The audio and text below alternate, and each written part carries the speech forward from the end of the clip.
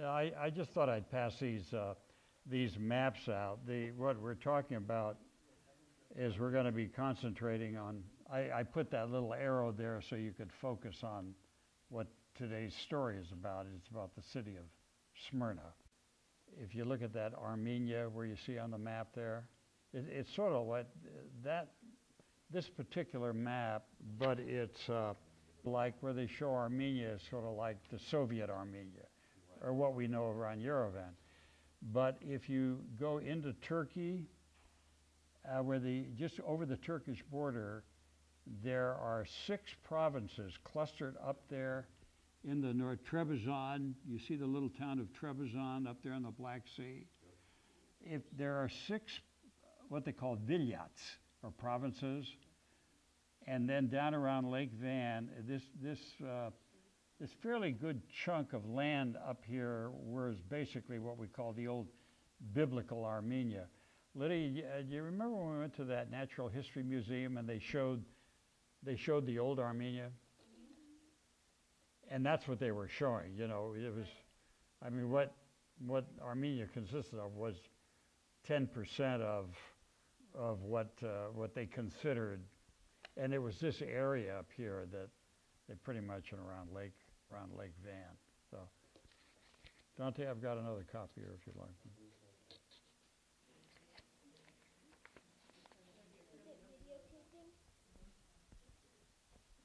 I wanted to, we've talked about our father. We talked about our father and Aram and Lydia's grandfather and you boys' great-grandfather, and about all the hardships and the things that happened to him and to his first family. And your great-grandmother, the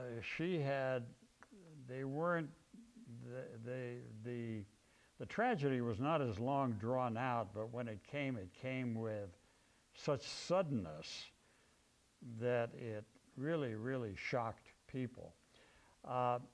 And we went to your papa and Grammy and Grandpa went to Turkey 1997 there. I think it was 1997.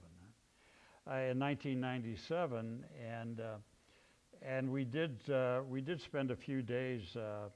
We did spend a few days up in Smyrna, and I recall Mom talking. She didn't talk a lot about Smyrna, but she mentioned several things about the city. And it must have been a beautiful place. First of all, she would talk about the figs and the sweet figs. This was an area that had produced a lot of fruits and things like that. And there was something I read years ago by Mark Twain, and I assume you're all familiar with Mark Twain. And Mark Twain took his family and friends to Europe, and he wrote a book after he came back called Innocents Abroad. And they went all over. They took a paddle wheeler across the Atlantic Ocean, the Quaker City, I believe it was called. And they went first to England, then through Europe, and they finally got to what he called the Palestine, the Holy Land, and to Turkey. Now this is 1867, when the Ottoman Empire was still not just Turkey, but the whole part of the Middle East and Egypt and part of the Balkans. And reading the book, he now decides he's going to visit Smyrna. And he said in his book that Smyrna has been utterly destroyed 6 times. Remember now, we're talking about 1867 when he's there. And he doesn't say why it was destroyed, but I suspect that most of it was probably because of earthquakes. But it wasn't unusual for large swaths of a city to burn down in those days because of the type of construction. But he said it was It was burned, it was destroyed for 6 days. And I think and I'm not exactly sure what he was trying to say. He probably said, this could have been God's doing or not, but he said he didn't go along with that. But anyway, he starts describing the city. And he says a portion of the city is pretty exclusively Turkish. And these people all lived basically in their own districts. So you had a Turkish quarter, which was not very big.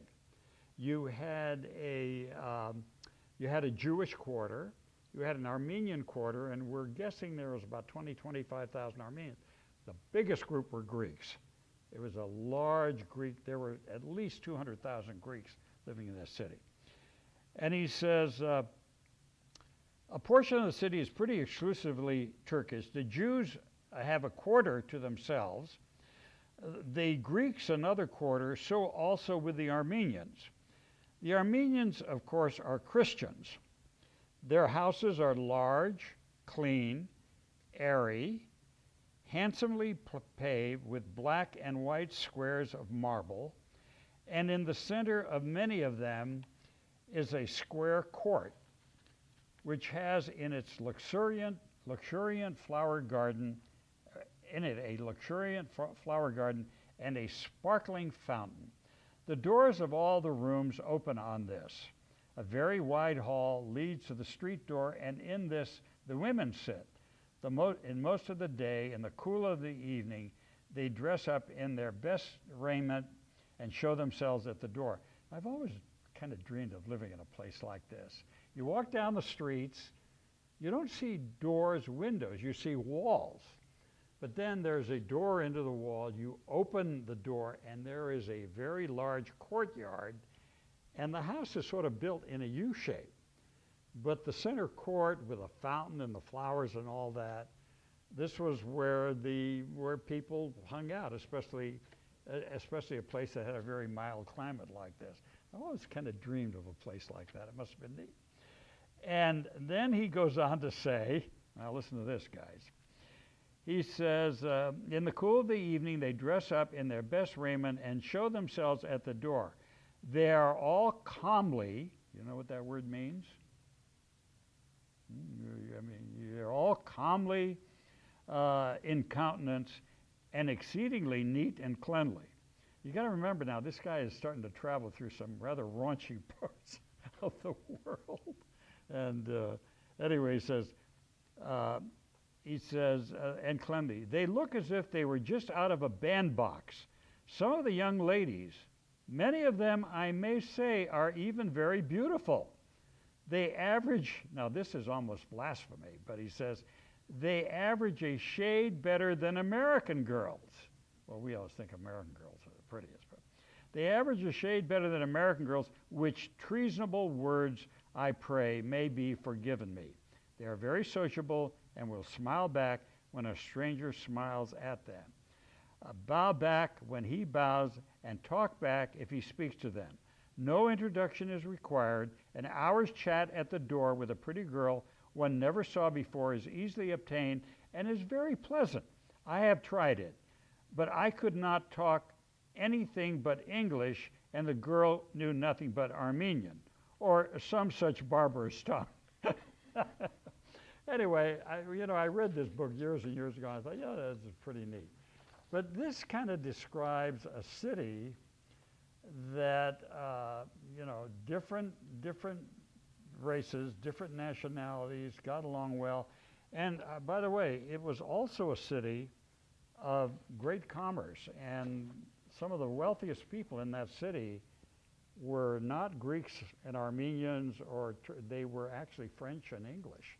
The French and the English families controlled much of the commerce in Smyrna. And I was going to read a section here. Let's see, let me get my notes out here. And it said, in Smyrna, foreign businesses, British included, The city was to all practical purposes actually run by foreigners.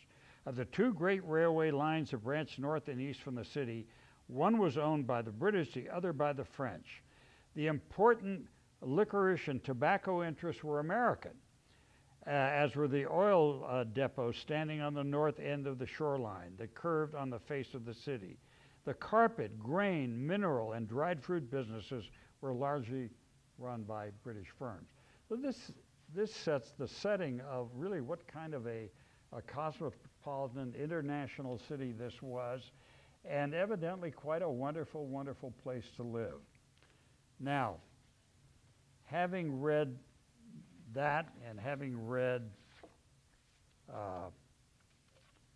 Mark Twain's description of Smyrna and the visit to the Armenian quarter, I'm going to read to you very briefly a short story that Ernest Hemingway wrote. And he wrote this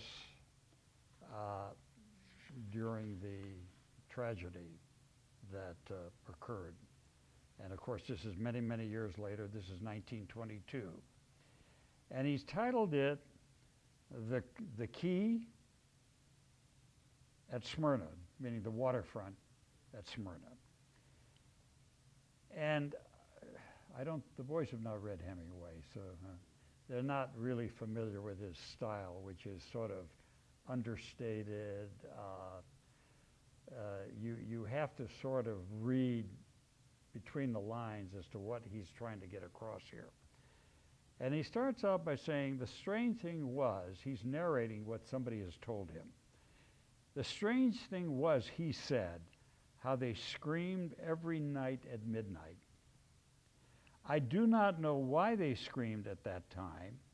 We were in the harbor and they were all on the pier. And at midnight they started screaming. We used to turn the searchlight on them to quiet them. That always did the trick. We'd run the searchlight up and down over them 2 or 3 times and they stopped it. Actually, there was, when you read the book, one reason for the searchlights was that they may have been playing the searchlights on the wharf, but they were also playing the searchlights on the water because people were trying to swim to the boats, and they were not allowed to take these people on the boats. So when he talks about the searchlights, he's not talking about that aspect, that was the main reason. Anyway, he says, he said, one time I was senior officer on the pier, and a Turkish officer came up to me in a frightful rage because one of our sailors had been most insulting to him. So I told him the fellow would be sent on the ship and severely punished. I asked him to point him out, so he pointed out a gunner's mate, most inoffensive chap. So he'd been most frightfully and repeatedly insulting, talking to me through an interpreter. I couldn't imagine how the gunner's mate knew enough Turkish to be insulting.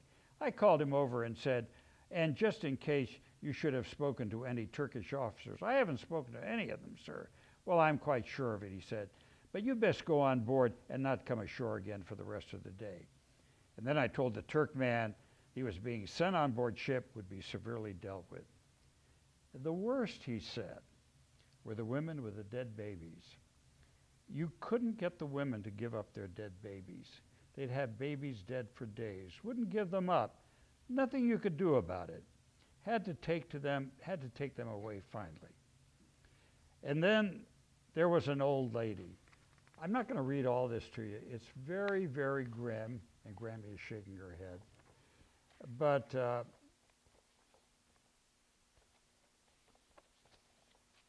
But Hemingway's short story here, he says, and by the way, at this point, the Greek army was in total retreat, which was, of course, the reason for the fall of Smyrna.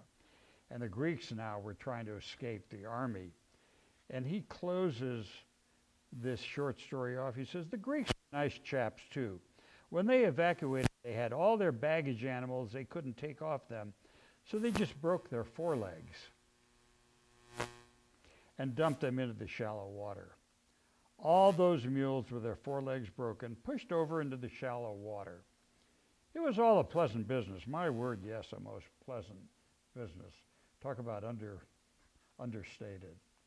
But you read between these lines about these people crammed on this waterfront, thousands and thousands, and practically all of them with no place to go, waiting for the Turks. Anyway, that is background, and I want to read you some of the passages of this book that that this lady wrote about Smyrna, 1922, and the destruction of a city. And I'm going to just try and set the stage that this whole area after the war was in total chaos. There were all kinds of foreign armies in Turkey, and they were all jockeying for some advantages, but the Greek army was fighting the Turks. And they were doing quite well, but they were doing too well. And the French and the Italians were very much concerned. The Greeks had been fighting the Turks for quite a few years. They'd driven them out of Greece. And now they were actually fighting in Turkey proper. But they were broke, and they needed the Allies' support. And this support was withdrawn. And meanwhile, Kemal Ataturk, which is considered the Turks call him the George Washington of Turkey. The whole empire was collapsing. It looked like Turkey was going to be was going to be occupied by foreigners, by foreign countries. The British, the French were already angling as to what pieces of the Middle East, the old Ottoman Empire, they were going to get. And so they started to withhold their support for the Turks. The Greeks. And the Greeks had been fighting for 10 years, and they were pretty much exhausted. But when the support stopped, Mustafa Kemal was able by now to put a Turkish army together. And then we start to read stories. Oh, and by the way, at this time, the Greeks had occupied Smyrna, and many people thought that Smyrna was going to be part of Greece. It had this huge Greek population. They thought it was going to be part of Greece. And there was this fighting going on back in the interior, and they didn't think very seriously about about how serious all this was. And so eventually, the Allies insisted that the Greek advance, that the fighting that the Greeks were doing, it should be restrained. And French, British, and Italian forces rode out to confront the Greeks, halting them at a position far more precarious. And it was said at the 11th hour, and this is interesting, Kemal and his recruits were thus rescued from destruction.